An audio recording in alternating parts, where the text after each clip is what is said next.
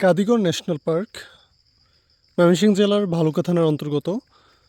এই ন্যাশনাল পার্কটি এটা অনেকটা হচ্ছে লাউয়াছড়া জাতীয় উদ্যান, যারা শ্রীমঙ্গল ঘুরেছেন ঠিক ওইটার মতোই অনেকটা দেখতে।